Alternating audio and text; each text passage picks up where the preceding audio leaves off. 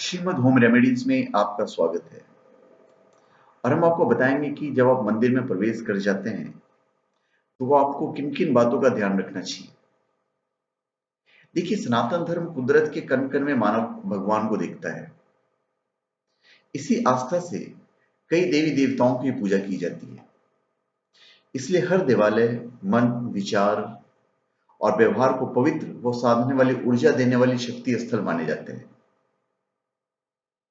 हर देवी देवता विशेष शक्ति साधना के लिए पूजनीय है। देव उपासना से कार्य विशेष को साधने के लिए बुद्धि और विवेक मिलने की आस्था ही भक्त को देवालय तक खींच लाती है।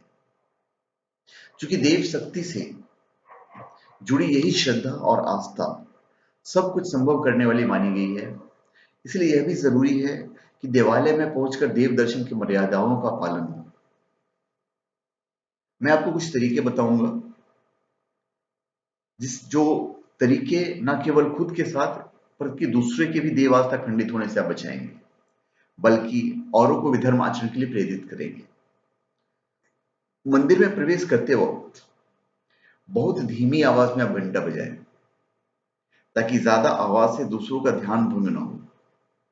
उसके बाद मंदिर के अंदर देव प्रतिमा के सामने जो भी देव विशेष का वाहन हो, अगर मूर्ति उसकी लगी हुई है, जैसे देवी का सिंह है, शिव जी का नंदी है, कृष्ण जी का चूहा है, उसके बगल में खड़े होकर दोनों हाथों को जोड़कर दर्शन करें। दर्शन के दौरान सबसे पहले देवता के चरणों में नजर केंद्रित करें, फिर भगवान के वक्षस्थल यानी यहां पर उनकी छाती पर मन को टिकाएं, और आखिर में देव प्रतिमा के नेत्र पर दृष्टि के साथ उनके पूरे स्वरूप को आंखों और हृदय में उतार लीजिए। देव प्रतिमा पर दूर से फूल को कभी नहीं फेंकना चाहिए, बल्कि उनके चरण कमलों में स्वयं या पुजारी के जरिए अर्पित करें। ऐसा भी संभव न हो तो भेंट थाली में पूजा सामग्री रख सकते हैं। अक्सर परिजनों को कई मौकों पर घर के बड़े बुजुर्गों से परिवार के अशांत माहौल या व्यक्तिगत जीवन को सुकून भरा बनाने के लिए मन या घर को मंदिर बनाने की नसीहत दी जाती है। क्यों? क्या कभी आपने इन बातों पर गौर किया है? आखिर घर या मन को मंदिर से जोड़ने के पीछे असल भावना क्या होती है? दरअसल इससे मंदिर से जुड़ी उस खास खूबी की है।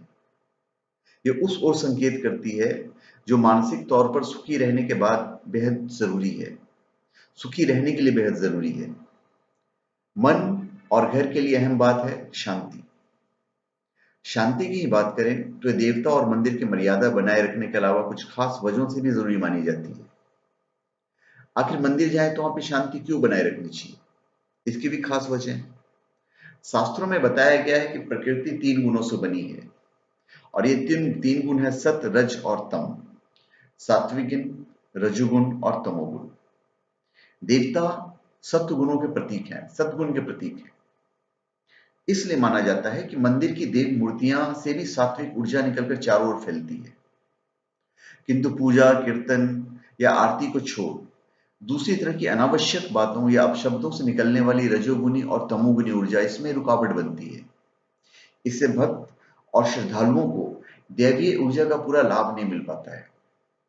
मन की शांति के लिए जरूरी है एकाग्रता, जो मंदिर में शांति बनाए रखने से ही मुमकिन है। शोरगुल से पैदा किसी भी रूप में कलह देवालय की पवित्रता और चैतन्यता को कम करता है। तो धन्यवाद। आप हमारे चैनल पे सब्सक्राइब करें और अपने कमेंट दीजिए। धन्यवाद।